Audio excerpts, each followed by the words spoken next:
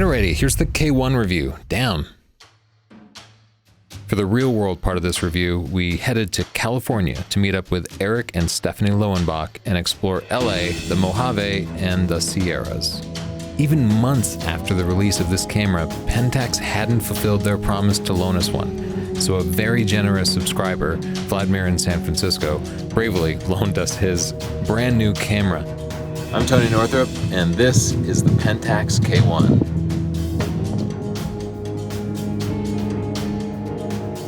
When we were shooting landscapes, Eric was using his 5 DSR, Chelsea was using her D810, and I was the only one with a tilt screen, and it made my life so much easier. We all put our cameras on the tripod, but I didn't have to be laying in the ground to try to look at the viewfinder or to see the live view screen squarely. It made such a practical difference in the photography, and that kind of feature makes way more of a difference than any little minor bits of noise or resolution we might see. I don't know why they don't put tilt screens in like pro bodies, because the 5 DSR that I got here, well, it's on my strap right now, because it would be way harder to use. To be able to see the live view or to look through the viewfinder, I'd have to be really just on the ground. And this I can flip up and see really easily, and it actually helps you get better pictures because you can more carefully compose everything when you can see the screen clearly.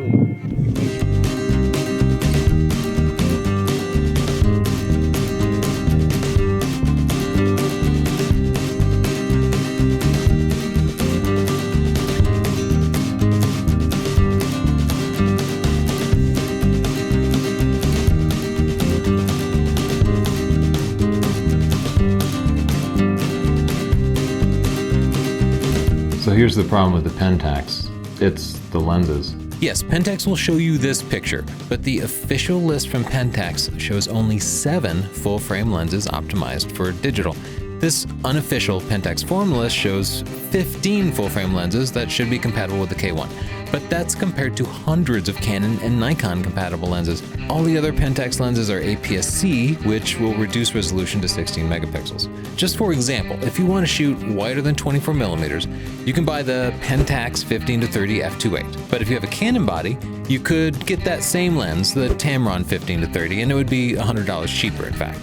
Or you could buy the Canon 8-15 millimeter f4 and go super wide, the Canon 11-24mm f2.8, the Canon 16-35 f4, or the Canon 17-40 f4. Or you can go third party and get the Rokinon 16-28 or the Sigma 12-24. Or go prime and get the excellent Sigma 20mm f1.4, the Canon 14mm f2.8, the Canon 20mm f2.8, the Rokinon 14mm or the Rokinon 8mm. And the Canon lenses range in cost from $225 to $2,900. You just have a lot more choices, and it's a real drawback. If there were more lenses here, I'd recommend this Pentax over just about anything. Just make sure you have the lenses you need before you buy into it. My favorite feature of the K-1 isn't the sensor stabilization or the tilty screen, it's a smart dial on top. So if you want to just change your exposure compensation with this third dial here, you set it to the plus minus. If you want to change your ISO with it, set it to ISO. You can even set on bracketing or turn on your Wi-Fi with this dial. It's so much easier than having to go through the menus. You almost never have to dig into the menus. Good work, Pentax. For the sports test, we took the cameras out to this flat lake bed in the middle of the desert and raced the stupid rental car across it.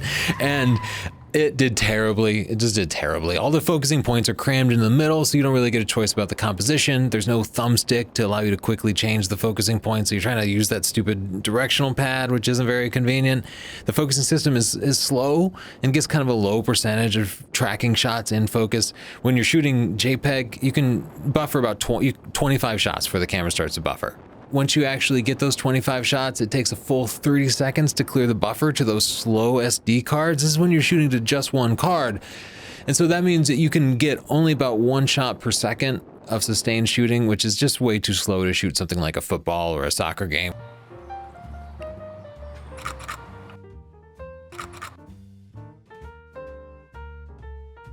I'm Matt Granger.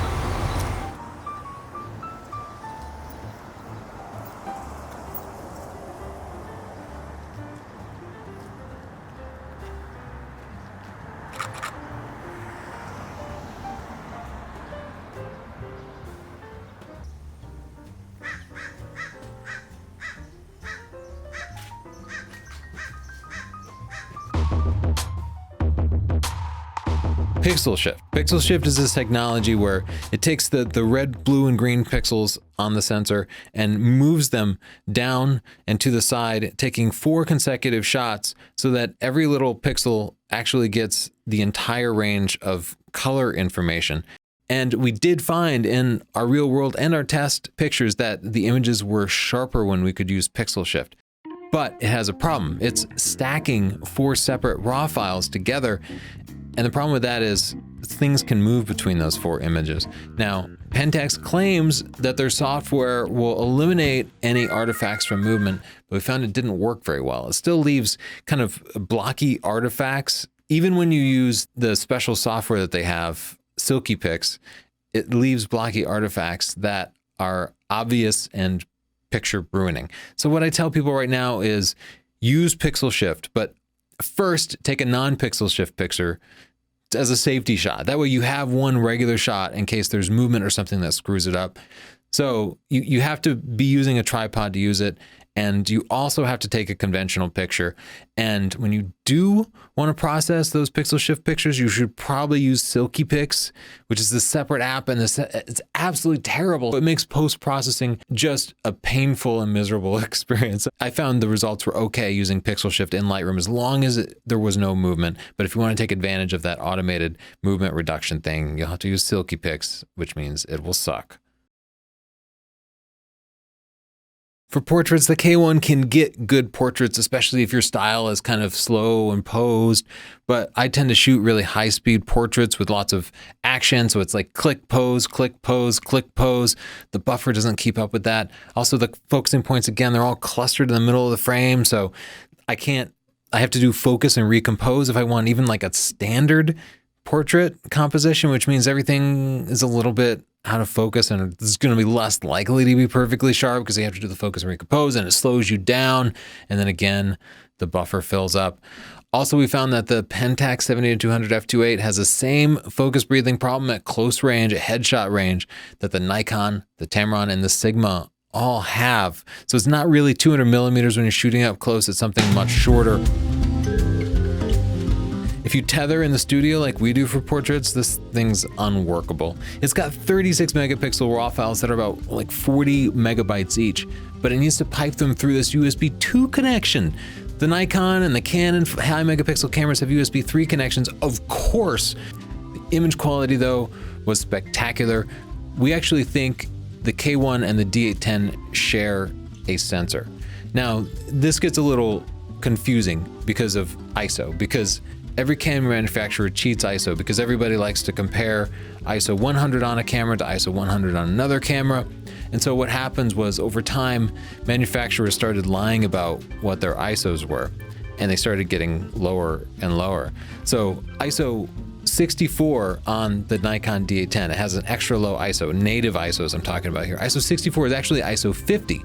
But here's the weird thing, on the K-1, ISO 100 is actually ISO 50. So the K-1 has a base ISO of 100, but it measures at ISO 50. So it actually takes twice as much light to properly expose an ISO 100 picture as the ISO standards say that it should. So we're really getting far askew. Anyway, I think the Nikon D810 and the Pentax K-1 both have the same base ISO, which is okay once you know about that. But if you're looking at trying to compare ISO 100 to ISO 100 here, you have to shoot in RAW and then just adjust the exposure. So we did that in those comparisons, and the pictures really look indistinguishable. Compared to the 5DSR, the images are a tiny bit cleaner, but we actually prefer the 5DSR RAW files because you can always clean them up by increasing the noise reduction, and that trades some of the extra detail that you get from the 50 megapixel sensor. But they're both very good, and I wouldn't complain about either one. But the 5DSR images we just prefer for the post-processing.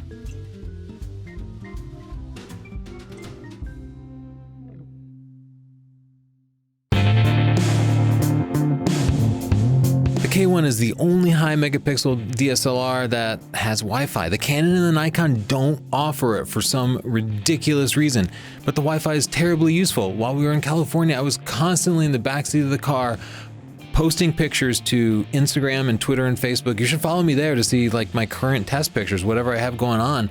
and it worked.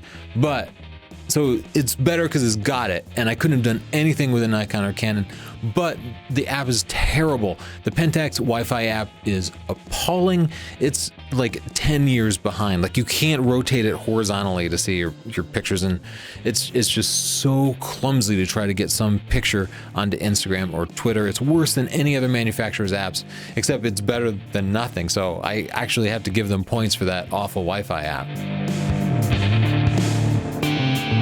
Another really important feature that the K-1 has that the Canon and Nikon lack is sensor stabilization. So this, instead of putting the stabilization in the lens, they put it in the sensor, and that's just better. According to all of our testing, it's just flat out better. And here's why. Stabilized lenses work fine. They've been around for a long time, but when you make a stabilized lens, you have to put extra optics in there and extra electronics that move these elements around. And anytime you put more elements in a lens, you're gonna reduce the sharpness and the contrast and all the things that make a lens great. It's the same reason that zooms tend to be less sharp than primes. They have to be more complex. Horizon correction, a minor little feature, but it takes that sensor stabilization and uses it to twist the sensor to the side like that. So it will automatically level your pictures for you. With Astro Tracer, the camera knows where you are using its GPS, and it will rotate the sensor to match the rotation of the stars. That's amazing, right? It's really cool. And it means you can keep the shutter open for a much longer period of time, allowing you to get cleaner images of the night sky. Again, the Pentax limited lens selection means you might not have the lenses that you want for full frame astrophotography. I have to mention the Pentax weather sealing because they're famous for it. I don't know how to see if it's really more weather sealed than the Nikon or the Canon cameras. This camera has a GPS, which the D810 and the 5DSR lack. GPS, terribly useful in just any sort of photography because you can import them into Lightroom and see your images on a map. It makes it easy to find your pictures. If you take a great picture at a spot and you want to return to that spot later, you can look it up and find your way back. Thanks for putting a GPS in there.